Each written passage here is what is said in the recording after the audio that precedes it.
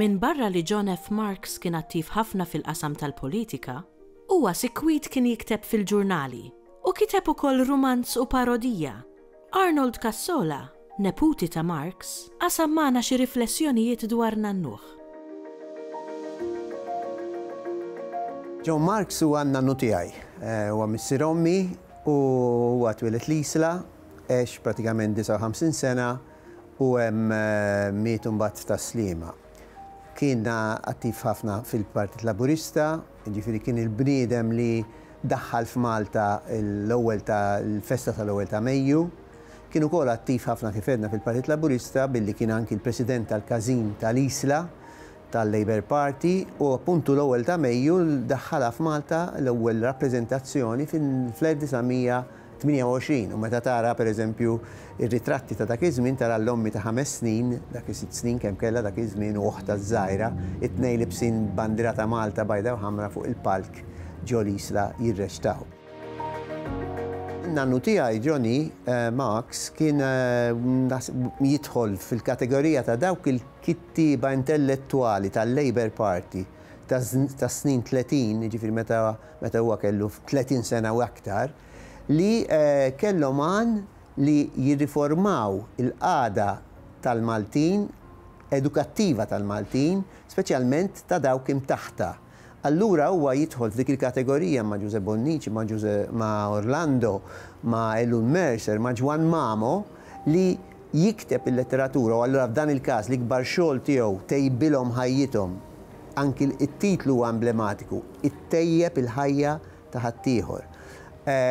Billi teduka n-nies, billi tallimhom ħalli emanċipaw ruħhom mill-nuqqas edukazzjoni li kienu jgħixu fih u biex bekk ikunu jistgħu jtejbu ħajjithom.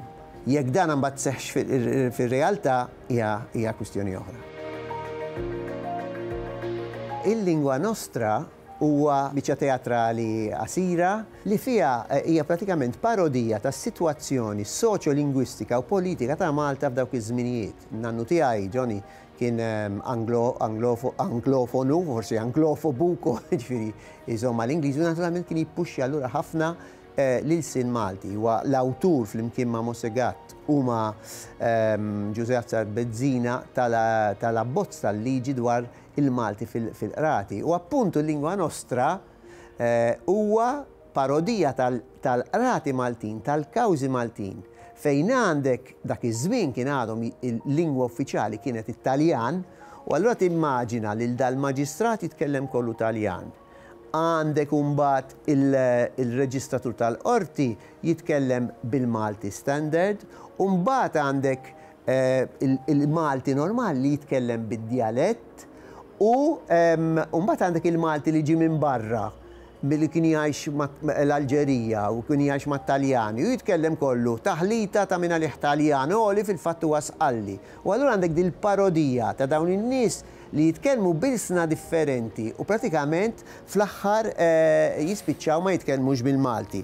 L-aħħar vers ta' din il-farsa, il-lingwa nostra ta' din il-parodija huwa abbasso l-lingwa tal-kukkanja viva l-Malti, irridu l-Malti biex kulħadd jifhem. Għandek hawn programm propju politiku lingwistiku għal Malta fis-snin 30. Iva kien jikteb ħafna fil-ġurnali u l-maġġor parti tal-gazzetti li kien jikteb fihom ma kienx jikteb bismu. Jiġifieri kien jikteb b'nom de plum, kien jikteb ukoll anki kien ghostwriter pereżempju anki għall artikli ta' Boffa li mbagħad kellu jsir Prim Ministru kien ħabib kbir ta' Boffa u uża appuntu l-gazzetti l-istess ħaġa biex jafas fuq issues ta' soċjali li jmissu mal-edukazzjoni u naturalment mal-politika ukoll mingħajr però fil-politika ma kien juża ismu. Naħseb li hemm bosta affarijiet inkluż l-artikli tiegħu, inkluż manuskritti, inkluż għandu pereżempju rumanz kollu bl-Ingliż, it-tajpjat.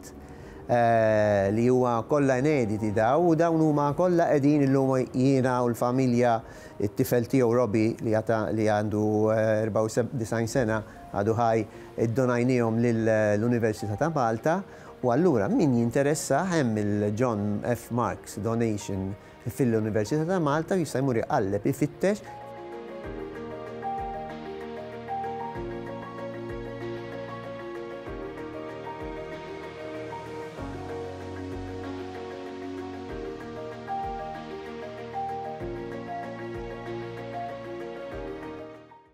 Il-Sinna jixtieq jirringrazzja lill-Aġenzija Nazzjonali tal-Litterizmu, lill-Ministeru għall-Edukazzjoni u x-Xogħol, lill-Kunsill Nazzjonali tal-Ilsien Malti u lid-Dipartiment tal-Malti fil-Fakultà tal-Arti l-Università.